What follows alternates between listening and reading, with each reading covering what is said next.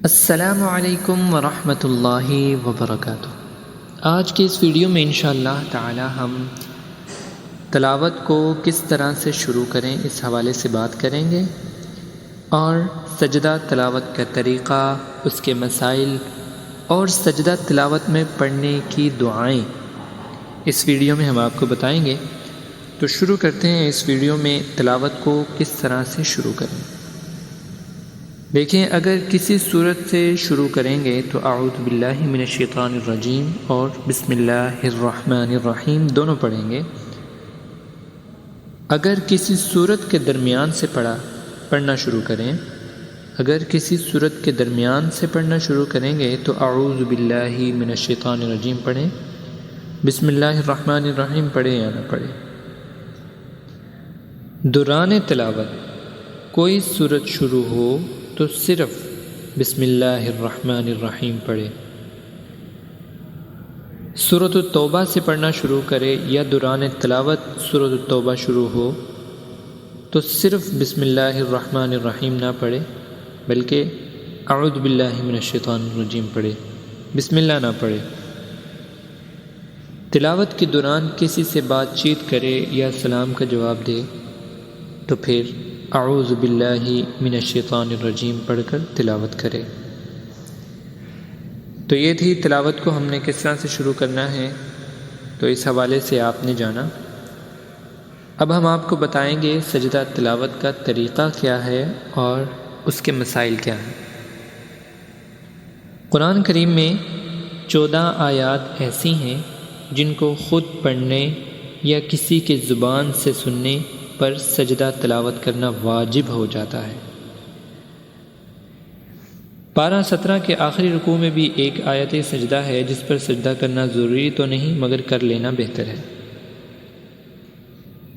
سجدہ تلاوت کرنے کے لیے آیت سجدہ پڑھنے کے بعد اللہ اکبر کہہ کر سجدے میں چلے جائیں اور کم از کم 3 بار سبحان ربی الاعلی پڑھنے کے بعد اللہ اکبر کہہ کر سجدہ سے سر اٹھا لیں، بس سجدہ ہو گیا۔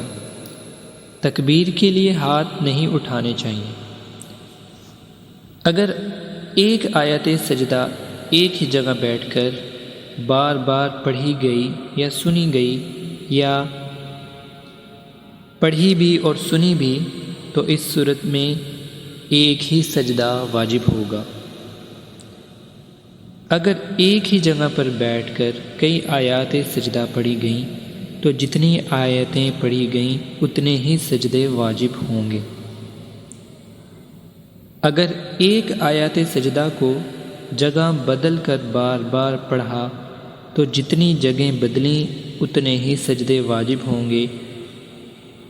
جگہ بدلنے کی 2 قسمیں ہیں۔ پہلی قسم یہ کہ 2-3 قدم چلنا، دوسری قسم یہ ہے کہ ایک ہی جگہ پر عمل کثیر کرنا۔ چھوٹی مسجد یا چھوٹے گھر یا کمرہ یا مختلف جگہوں پر پڑھنا ایک ہی مجلس کے حکم میں ہوگا۔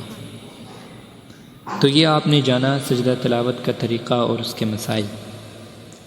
اب ہم آپ کو بتائیں گے کہ سجدہ تلاوت میں پڑھنے کی دعائیں کون کون سی ہیں۔ سجدہ تلاوت میں تسبیح پڑھنے کے بعد ان دعاؤں کو بھی پڑھنا چاہیے، جیسا کہ دعا آپ سکرینز پر پڑھ سکتے ہیں، دیکھ سکتے ہیں۔ میں پڑھ کے سنا دیتا ہوں۔ سجد وجہی للذی خلقہ وشق سمعہ وبصرہ بحولہ وقوتہ فتبارک اللہ احسن الخالقین۔ اس کا ترجمہ یہ ہے کہ میرے چہرے نے اس پروردگار کے لیے سجدہ کیا ہے جس نے اس کو پیدا کیا اور اس کی صورت بنائی، اور محض اپنی طاقت اور قوت سے اس کے کان اور آنکھیں کھولیں، بس بڑا ہی برکت والا ہے اور بہترین پیدا کرنے والا۔